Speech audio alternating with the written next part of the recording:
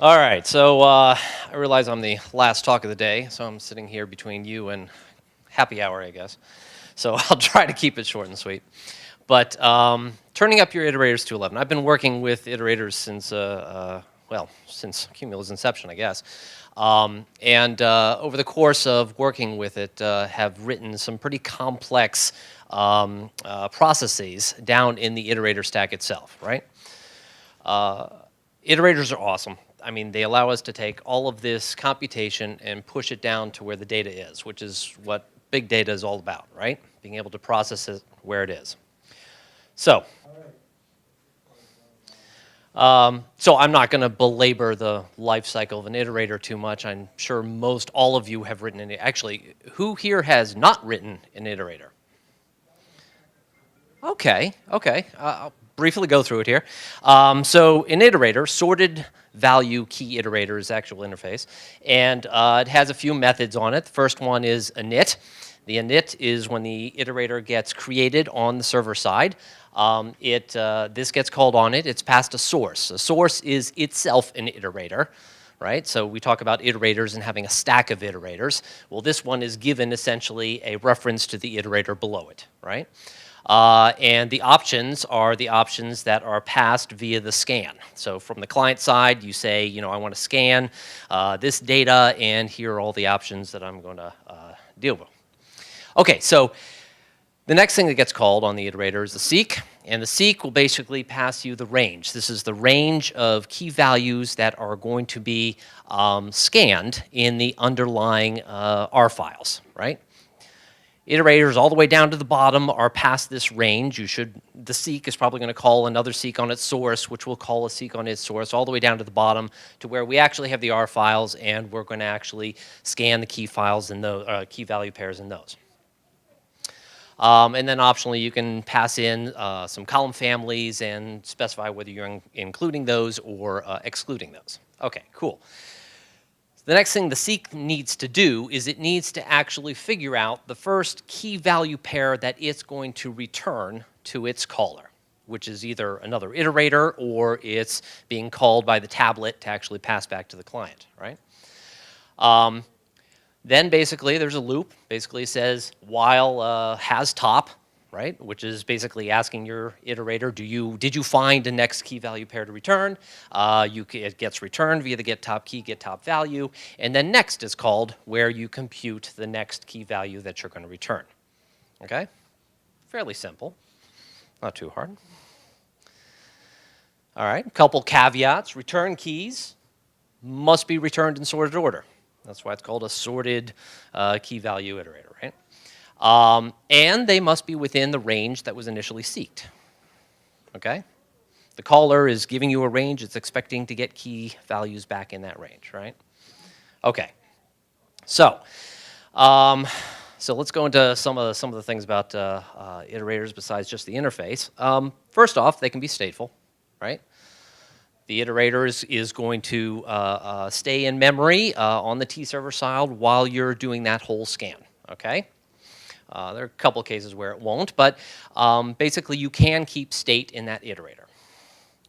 If the tablet moves, the state is lost, obviously, but the scan's going to restart. That might happen because the T-server process stopped, any kind of rebalancing action maybe. Now you could use, maybe if you had some state that you computed and you really need to save, you could save it in some external state, some persistent state somewhere, such that if your scan gets brought up somewhere else, you could actually say, hey, wait a second, I have some pre-computed stuff there. Maybe. That could be a little expensive, though. Within this, there's another method on iterator called deep copy. In deep copy, you need to preserve that state that you have in your iterator, whatever that may be, right? The idea of a deep copy is basically you have a copy of yourself that then somebody else can start calling on it. So whatever you've done thus far, it'd be nice to save that there.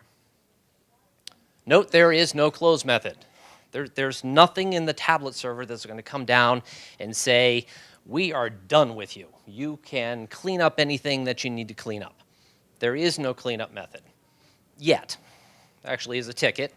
I can't remember the number, but there is a ticket out there to actually put in some sort of close on iterators, and there's some discussion as to how that actually should be done appropriately. But for right today, there is none. Okay. Okay, so that while loop that I talked about, where it basically said has top, get the next key, next, dot, dot, dot, dot, dot. In the tablet, there's a routine, I think it's called next batch, in that it does that particular loop, and essentially it's filling up a batch of results that it can then start returning to the client, okay?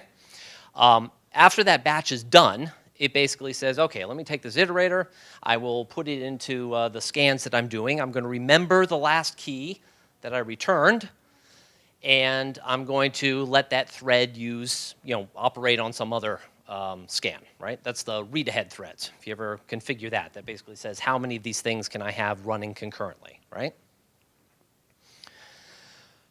So when the iterator gets brought back up, it gets reseeked, passing in the last key that you returned, and a false, basically said non-inclusive, and then whatever the rest of the arguments that you had passed in the initial range. Okay. So maybe you might want to be able to tell the difference as to whether this is your initial seek coming from the client or whether this was a seek because you were torn down and rebuilt. Sometimes that matters, sometimes that doesn't. If you do need to know that, well, you could look at the inclusive flag if you know your client's never going to send a non-inclusive initial range, possibly. You could keep track of the last key returned, your stateful, right? So you could just compare it. Or maybe the form of the last key that you return will actually give you a clue as to whether you're being reseeked or not. That could be a little fragile, but it depends on your application, all right? So just a little bit about that. Multi-threading in an iterator. Time and time again, people say, you shouldn't do that. That's, you're going to lose track of how many threads are actually operating.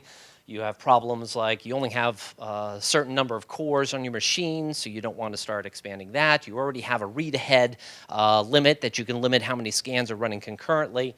Why would you want to do this? Well, there are some applications where you actually may want to do some multi-threading in the iterator stack itself. And the reason would primarily be if you are doing certain types of operations on your data where you may be scanning lots and lots and lots of keys without actually returning one, right? Because you're looking for some needle in a haystack, right? Then you might actually want to parallelize that work and see whether you can do it in parallel and get your results so that you can start returning them. Okay, so some things that you want to think about if you ever go down this trail. Use thread pools. Use a static thread pool even. You want, just like you cap the number of read-ahead threads, you want to be able to cap the number of whatever these threads are that you're using in your system, right? You have to be able to control how much resources are being used in your T-server. Believe me, that will be very important. Using multi-threading, you got to remember that your keys that you're actually returning at the front end of your iterator still have to be sorted, right? That could be a problem if you're doing work in parallel. You're going to have to wait until you know you have the lowest value key to return before you can actually return one, right? And so the source, which was the iterator underneath you, each thread needs to be using a different deep copy of that source. The source itself is not thread safe by the mere fact that it's stateful, right? Which we stated up front. It might actually be very beneficial, and I found this, to actually control the number of deep copies that you do, right? So if you're doing something that has to multi-thread and then go back and multi-thread or whatever the case is, it might be nice to actually create a source thread pool where you control the number of sources. Because every single time you copy one of those, it's making a deep copy of the iterator underneath it, all the way down to your R files, right?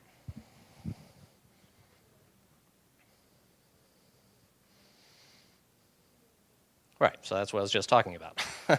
Make sure you create a copy and keep track of the copies, reuse them if possible, and it's one copy per thread, and you cannot be using that in any other threads. Okay, so those are some gotchas you can get into.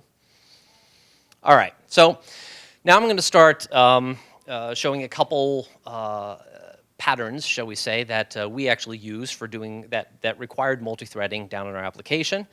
And then farther down the road, I'll actually show you how I actually use these in our particular use case. All right, so this might be an example of where you might do some multi-threaded. Okay, so you need to prefetch.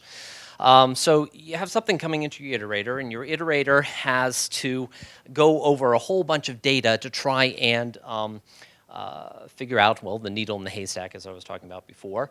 And you might want to do that in parallel. So fine, you spawn that off to multiple threads. Each thread's working on a section of your problem. And now you have the problem of, okay, I need to return the lowest key value pair first. That could be a problem. Well, you could, I suppose, hack the rows and the column families and all that to make sure that, whatever one you pull, you start returning it back. Or you could have some sort of sorted set where each of the threads are adding all their stuff into the sorted threads, into the sorted set. And once they're done, now you can just start pulling off of that sorted set, right?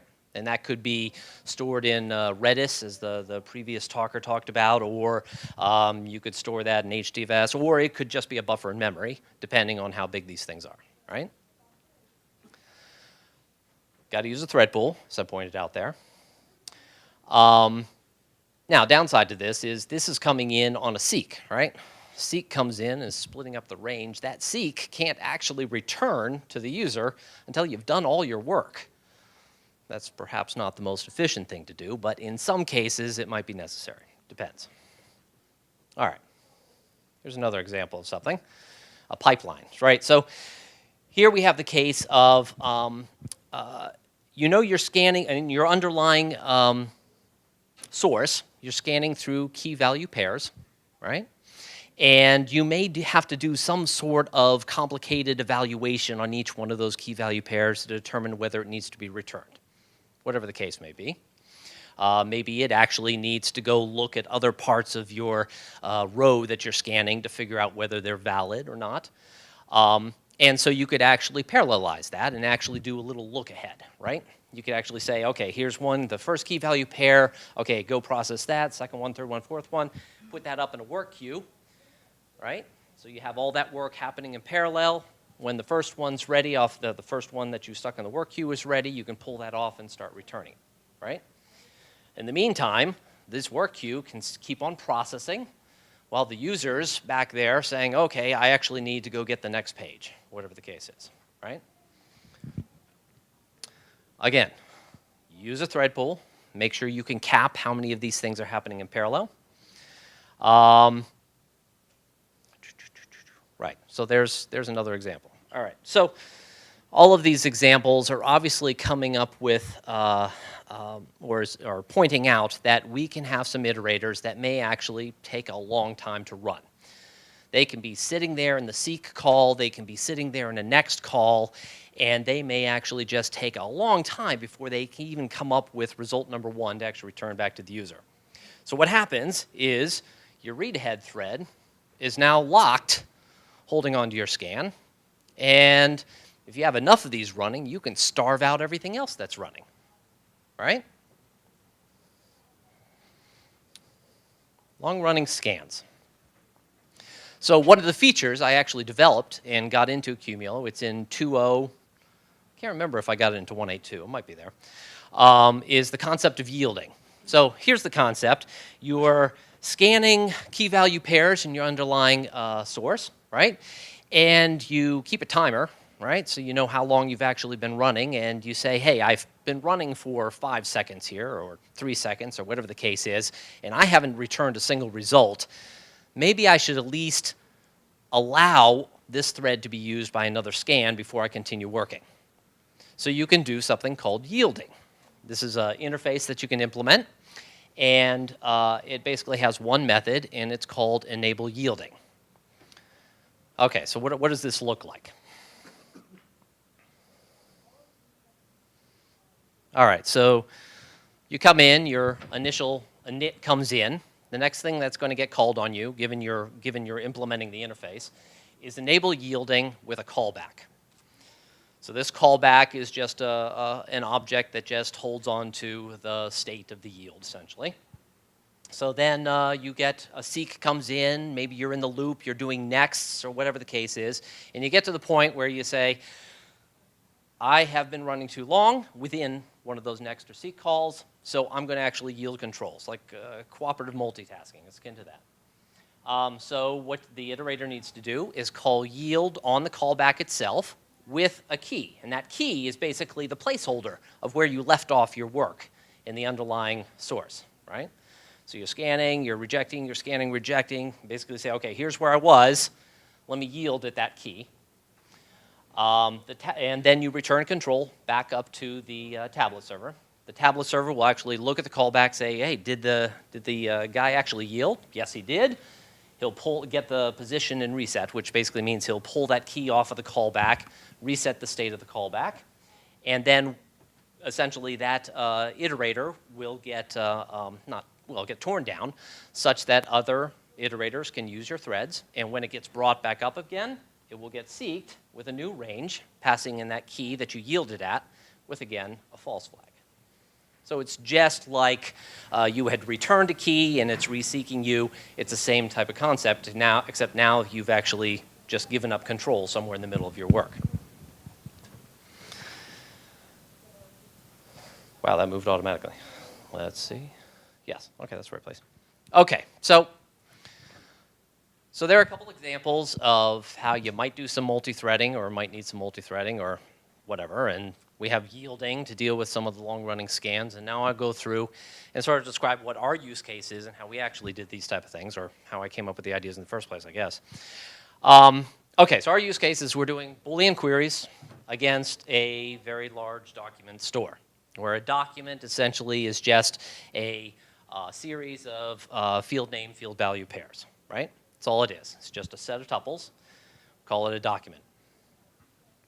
The iterator, we have an iterator called the query iterator, and it takes in a Boolean query, of course, your range, and basically returns documents that match that query.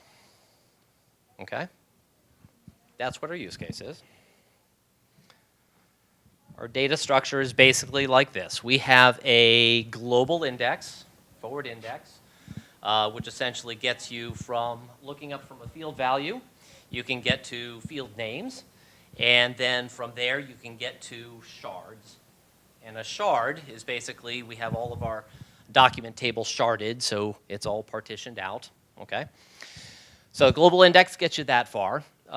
We actually have a case where the global index can get you to a particular document, but that's beside the point. Within the document table itself, within a shard, the shard is the row, okay? We have both a secondary index, an inverted index. That gets you from a field name, field value pair to a document ID. And then we have, of course, the documents themselves, where you have the document mapping to all the field name and field value pairs that compose that document. That's a data structure.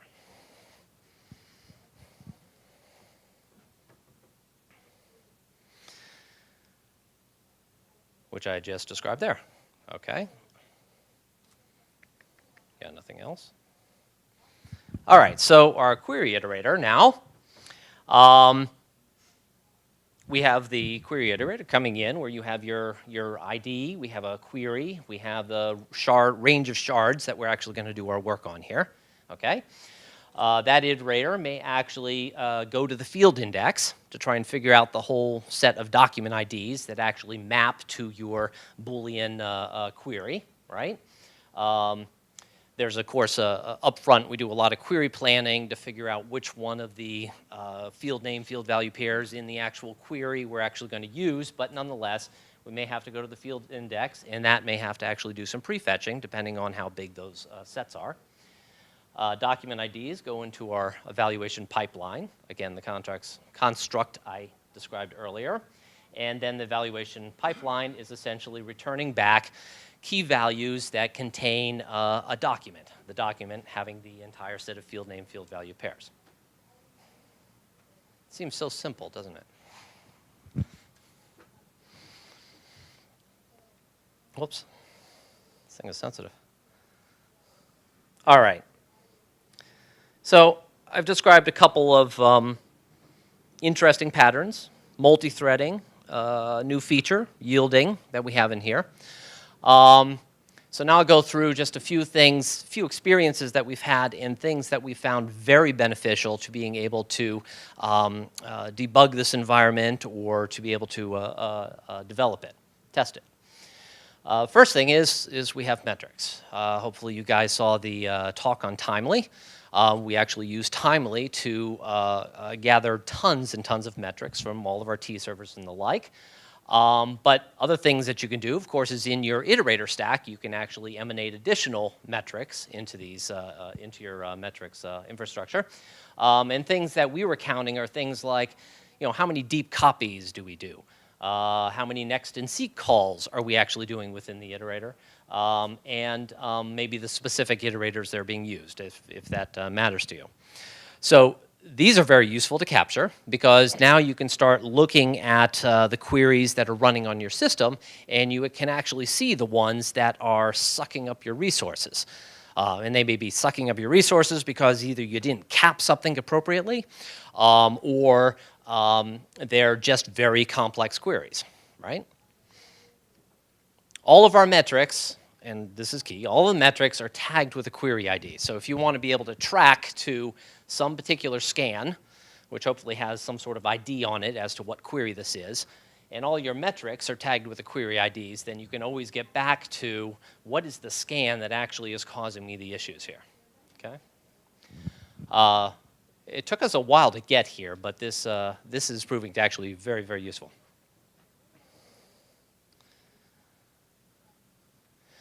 Okay, debugging iterators. Well, unit tests, guys.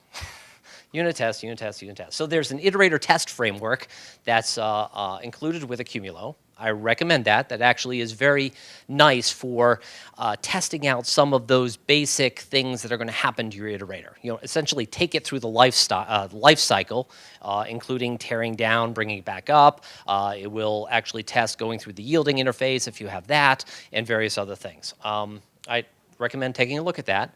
Of course, there's the mini cluster mechanism within Accumulo itself that allows you to actually, within a unit test case, spin up a little mini Accumulo, set up your iterators, set up your data, do your thing, and bring it back down. All right? Very nice, so you can run it in your IDE, actually set your breakpoints, and actually see exactly what it's doing. As I said, with the scan options, make sure you include the IDs so that you can actually track the scans that you're actually working with there. You do a list scan. You can do a list scan on a particular T server, and you can actually see, hey, these are the scans that are actually dragging it down, or whatever the case is. And then, of course, you have logging that you can do, right? As I said, the metrics include the IDs. Oh, here's a nice one. Table context. I don't know if anybody has anybody played with contexts of class paths on a table? Anybody? Anybody? One? Okay, cool.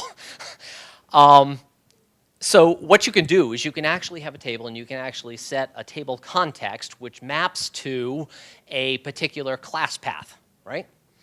So for us, we actually store all of our jars up in HDFS, and we actually have a class path that actually points to that and says this is where you get all your jars from, right? Well, and that gets tied to a table context. You set that table context on your table, and so then your table knows what class path to use when it's spinning up all its iterators. So in a production environment, you can actually clone a table, set the table context to a different class path that contains all of your test jars because you want to test something out, right? Now you will be using the same cycles on your production system, but at least it enables you to actually test those things. And you can actually test something at scale. It's another way of doing A/B testing. You can have your whole user base going to one table context. You can flip the context to a different place, right? Have users use that, flip back if it's not working for you, right? So in a production environment, using table contexts is actually very useful for being able to do testing, being able to do migrating users to different things or whatever, okay? And then, of course, if all else fails, you can attach the T server with some sort of debugger and actually start to step through things. That's usually a last resort because, one, you have to go find the T server. You have to connect to it in time to catch whatever scan you're trying to scan or whatever the case is. And, oh, yes, key note, make sure when you hit a breakpoint in your IDE, make sure it's not stopping the process, holding that thread, because otherwise the T server will go down because it will lose its zookeeper lock, right? Just a little note there. Okay, so there's some things about debugging I wanted to go through. Okay, so some future things. That whole yielding mechanism we had to come up with, and it's primarily because we don't have the ability to either prioritize scans or set up sort of scan pools against the same table, right?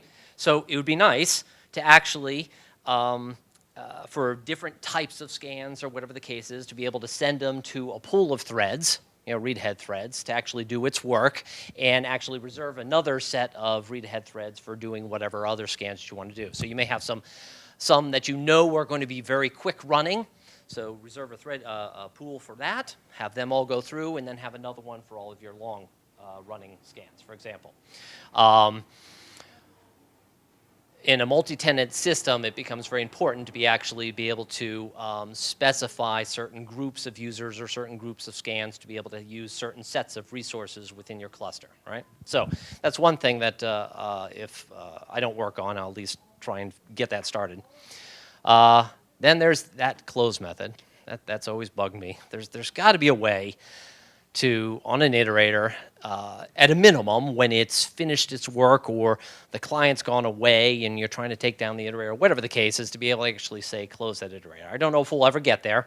I know there were some ideas on being able to just set up some sort of callback that gets called whenever that iterator goes away or whatever the case is, but that would be very nice in terms of cleaning up resources, depending on what type of state you're holding up in your iterators. All right? And that was the end of my talk. So I think I did it. Ha! 3 minutes early. Sweet. Any questions? It's going through via statsd to collectd. Collectd is then sending it back through some NSQ, going through pipes to a timely instance. So how do you get it to statsd? UDP. Non-blocking UDP calls. Fairly simple. Does that answer your question? Yep. Cool. So certainly you can try and, we spent years, right? So you're always trying to make sure that your scans are as quick as possible, right? For us, I think, 95th percentile, we went under, 5 seconds or something along those lines, maybe 3 seconds, I don't know what it is. But so we're always doing things in our query planner, trying to figure out what, based on selectivity or cardinality of what things to actually work on so we can keep all those scans down. But no matter what we do, there's always some case that comes up that actually ends up taking our query iterator a really long time to run, all right? And it actually blocks those read-ahead threads, and we have had situations where it's actually taken up all our threads, and we're like, what are users doing out there? And sure enough, they're doing something new that we totally didn't expect. And so in the meantime, our T servers are hung, right? They're basically just working on those things. None of our other user population is getting through, and people are getting pissed, right? So at least this, being able to actually have this iterator just yield control so that other things can get through enabled us to get past that. Now, that's sort of a stopgap. As I said, I really want to be able to have pools of read-ahead threads where I can actually control, these users with these very quick scans. They're going to go through here. They have a dedicated set of resources and then a dedicated set for this particular user group as well. So the answer is yes, we looked at multiple things. Yielding was the quickest I could get in there. This as a stopgap, all right? Potentially, you might want the yielding anyway for a thread pool that you're sending all your long scans to. We do have some sense up front. We do have some categories of queries that we know are always going to be really, really quick, all right? So those, and those require us to have, sub-second response time, right? So now I can set up a pool to actually do that. But the other pool where we're sending all of that, the ad hoc queries where we're always going to get hit, chances are that will still actually be required to make sure that we aren't starving out everybody, right? Answer your question? Cool. Anybody else? All right. Thank you very much. It's happy hour.